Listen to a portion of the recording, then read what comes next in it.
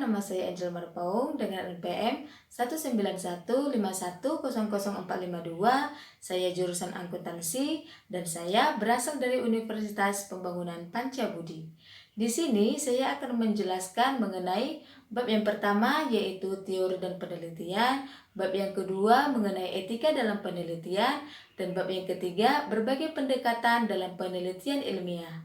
Dengan dosen pengampu Ibu Tri Wulandari SEMAK.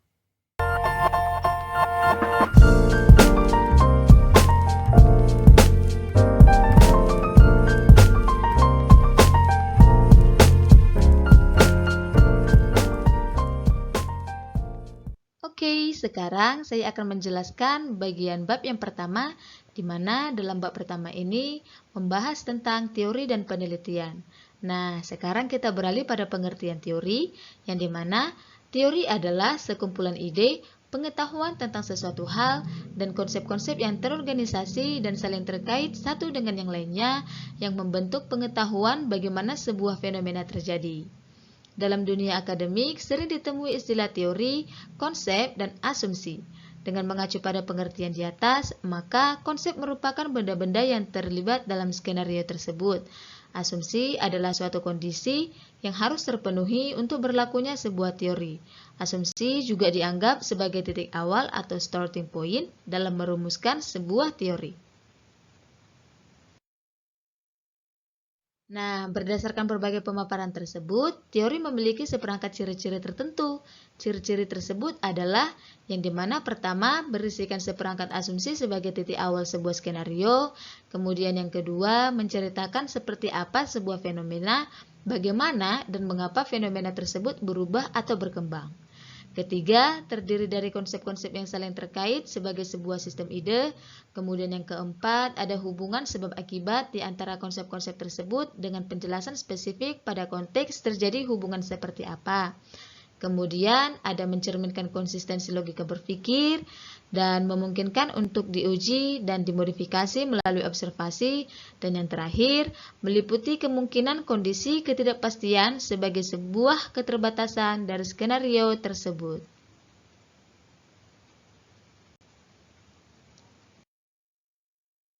Nah, setelah kita membahas tentang pengertian teori, sekarang kita masuk ke dalam bagaimana teori berkembang. Teori akan terus berkembang dan disempurnakan sesuai dengan pengenalan yang makin baik terhadap dunia nyata melalui berbagai penelitian yang dilakukan. Penyempurnaan itu akan membuat suatu teori semakin relevan dengan berbagai perkembangan yang terjadi, sehingga kemampuannya dalam memahami, menjelaskan, memprediksi, dan mengendalikan fenomena tertentu dapat semakin meningkat. Sehingga pada gilirannya diharapkan dapat memuaskan rasa keingintahuan dari umat manusia terhadap berbagai fenomena yang ada di alam sekitarnya. Dalam memahami dan menjelaskan bagaimana suatu teori berkembang, ada beberapa pendekatan. Antara lain, yang pertama itu ada induktivisme, kemudian falsifikasi, dan ada research programmers, kemudian ada paradigma Kern, dan yang terakhir ada teori anarki.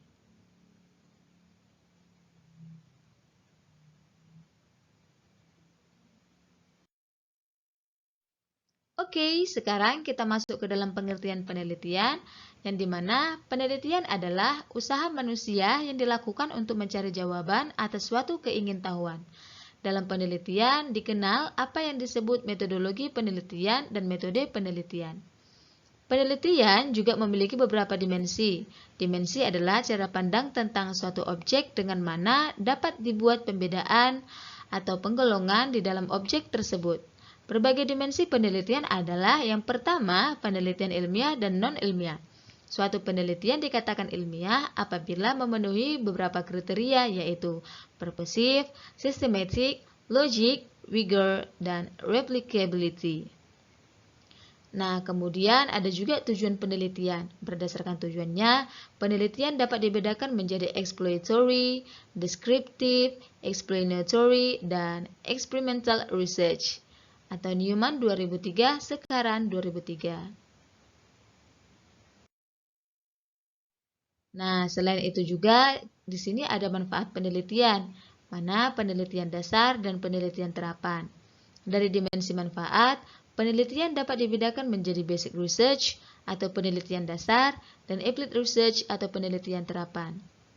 Kemudian ada juga sumber data, penelitian pustaka dan penelitian lapangan. Dari dimensi sumber data, penelitian dapat dibedakan menjadi library research atau penelitian pustaka dan field research atau penelitian lapangan. Nah, yang terakhir ada dimensi waktu. Berdasarkan dimensi waktu, penelitian dapat dibedakan menjadi dua kelompok utama, yaitu cross-sectional dan longitudinal.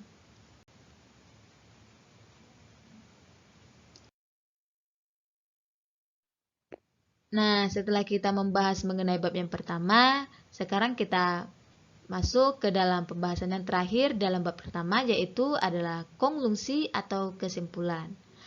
Yang dimana bab ini telah membahas pengertian teori, bagaimana teori berkembang melalui penelitian, dan berbagai dimensi dalam penelitian. Yang harus diperhatikan adalah bahwa setiap masa dan karakteristik sosialnya turut mewarnai pola perkembangan teori dan sains terkait, sehingga berbagai pendekatan yang ditawarkan perlu untuk dianggap sebagai bersifat saling melengkapi daripada untuk dipertentangkan mana yang lebih benar. Penelitian memiliki beberapa dimensi. Seorang peneliti perlu memahami dimensi-dimensi di atas dalam merencanakan dan mendesain penelitiannya, sehingga penelitian tersebut dapat efektif dan efisien mencapai sasarannya.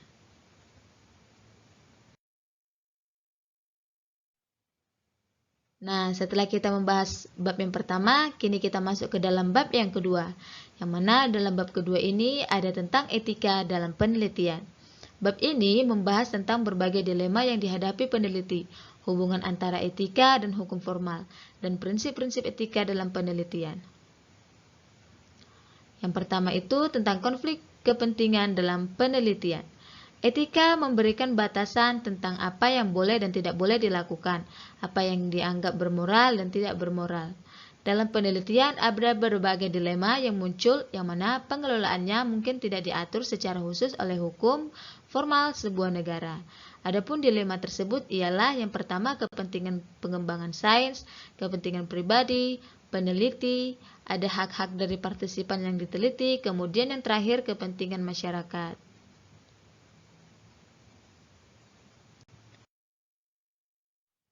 Nah, di sini kita juga akan membahas mengenai etika dan hukum formal.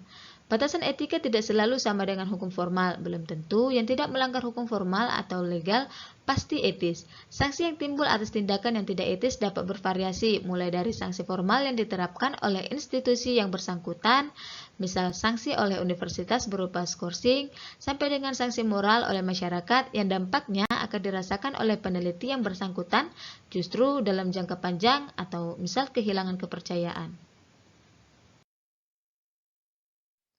Nah, ada beberapa hal yang perlu diperhatikan oleh seorang peneliti, yang mana pertama adalah plagiarisme, kemudian kejujuran dalam penelitian, kemudian ada perlindungan terhadap identitas pribadi dari pelaku objek penelitian, yang keempat ada akses ke objek penelitian, kemudian independensi peneliti, ada pelecehan terhadap pelaku objek penelitian, kemudian informasi yang dimiliki pelaku objek penelitian tentang konsekuensi penelitian yang dilakukan, dan yang terakhir, prinsip-prinsip etika tidak persis sama di berbagai masyarakat. Nah, sekarang kita masuk ke dalam konkluzsi. Seorang peneliti harus dapat menjaga keseimbangan antara kepentingan-kepentingan pengembangan sains, sponsor penelitian, pelaku dari objek yang diteliti, serta masyarakat luas. Kegagalan dalam menjaga keseimbangan tersebut atau dalam memaksimalkan manfaat dari sebuah penelitian dalam sebuah trade-off kepentingan yang berbeda-beda akan merugikan peneliti itu sendiri, baik dalam jangka pendek maupun panjang. Sensitivitas perlu untuk dimiliki seorang peneliti agar penelitian yang dilakukannya tidak membawa akibat yang merugikan dirinya dan masyarakat yang lebih luas. Nah, sekarang kita masuk ke dalam bab yang terakhir, yaitu bab yang ketiga, di mana dalam bab ketiga ini saya akan menjelaskan mengenai berbagai pendekatan dalam penelitian ilmiah. Bab ini akan menjelaskan berbagai cara pandang yang ada dalam ilmu sosial dengan kebenarannya masing-masing yang bersifat relatif dan konseptual. Berbagai cara pandang yang berbeda akan menentukan bagaimana seorang peneliti menentukan research question, merencanakan penelitian, dan melaksanakannya. Nah, di sini kita akan membahas mengenai dua pendekatan dalam penelitian ilmiah. Ada dua pendekatan dalam penelitian ilmiah, yaitu pendekatan positivism atau kuantitatif dan alternatif atau kualitatif. Kedua analogi tersebut memiliki filosofi berpikir yang berbeda tentang ontologi atau nature of reality, epistemologi atau nature of knowledge, dan asumsi sifat manusia atau Hopper dan Powell 1985. Nah, kemudian kita juga akan membahas mengenai pendekatan positivism. Diadopsi dari ilmu eksakta, positivism adalah pendekatan yang menekankan pada kombinasi antara logika deduktif dan penggunaan alat-alat kuantitatif dalam menginterpretasikan suatu fenomena secara objektif. Kemudian kita juga akan membahas tentang pendekatan alternatif, yang dimana pendekatan alternatif mempercayai bahwa penelitian terhadap fenomena sosial tidak dapat mengadopsi begitu saja pendekatan pada penelitian ilmu pasti. Nah, secara umum ada pendekatan positivism dan alternatif yang dibahas adalah interpretif dan critical. Pertama itu pendekatan interpretif, yang dimana pendekatan interpretif atau Newman 2003 beranggapan bahwa pemahaman atas suatu fenomena sosial dapat diperoleh dengan mempelajari suatu teks secara mendetail, di mana teks di sini dapat diartikan sebagai suatu pembicaraan, tulisan, dan gambar. Akuntansi menurut pandangan interpretif dianggap sebagai sebuah diskursus sosial yang berbentuk dari negosiasi di antara para pelaku yang terlibat dalam rangka membuat fenomena bisnis menjadi terpahami dan memiliki makna bersama atau shared meanings. Kemudian kita membahas mengenai pendekatan critical, yang dimana menurut Newman 2003, pendekatan kritikal lebih bertujuan untuk memperjuangkan suatu ide dari peneliti untuk membawa perubahan substansial pada masyarakat. Nah, di sini pendekatan dengan interpretif adalah bahwa dalam pendekatan kritikal adalah sah untuk melengkapi data lapangan dengan nilai-nilai dan keyakinan pribadi peneliti dalam menyimpulkan sesuatu dengan tujuan untuk mengubah keyakinan dan cara pandang pembacanya. Nah, di sini kita juga akan membahas mengenai aspek-aspek kunci pembanding antara positivism, interpretif, dan critical. Ada beberapa aspek kunci yang dapat digunakan untuk membedakan secara ringkas ketiga pendekatan di atas. Alasan melakukan penelitian, asumsi tentang sifat dari realitas sosial, asumsi tentang sifat manusia, sifat dari teori yang dihasilkan, penjelasan yang dianggap baik, bukti yang dianggap baik, jenis penalaran utama dalam melaksanakan penelitian, nilai-nilai pribadi para pelaku, dan metode penelitian yang digunakan. Pendekatan kuantitatif dan kualitatif tidak jarang bersifat saling melengkapi dan suatu sains baru dapat berkembang dan disempurnakan apabila teori-teori yang ada disempurnakan melalui penelitian dengan menggunakan berbagai pendekatan yang ada. Dengan demikian, pemisahan yang kaku antara penelitian kuantitatif dan kualitatif sebenarnya juga problematis. Penarikan batas kewibawaan akademik semata-mata berdasarkan orientasi pendekatan yang dipilih hanyalah membuat para peneliti terbelah dalam dua kubu di mana tidak ada kemauan untuk saling belajar satu dengan yang lainnya. Tidak jarang dalam beberapa penelitian kuantitatif, interview singkat terhadap responden juga dilakukan oleh peneliti. Hal yang sama juga dapat ditemui dalam beberapa penelitian kualitatif, di mana data-data statistik juga digunakan untuk membantu menginterpretasikan hasil wawancara atau pengamatan. Nah, sekarang kita masuk ke dalam pembahasan yang terakhir, yaitu konglusi, yang dimana bab ini telah membahas berbagai pendekatan dalam penelitian ilmiah serta bagaimana pendekatan tersebut mempengaruhi cara pandang terhadap eksistensi akuntansi dan bagaimana mempelajarinya sebagai sebuah sains. Secara umum ada pendekatan positivism dan alternatif, atau yang dibahas adalah interpretif dan critical. Dalam memutuskan pendekatan mana yang dipilih, seorang peneliti harus mengacu pada keyakinannya. Penelitian mengakui bahwa tidak ada satupun alat ciptaan manusia yang sempurna dan perkembangan peradaban kemanusiaan adalah proses saling belajar dan saling melengkapi di antara seluruh anggota umat manusia.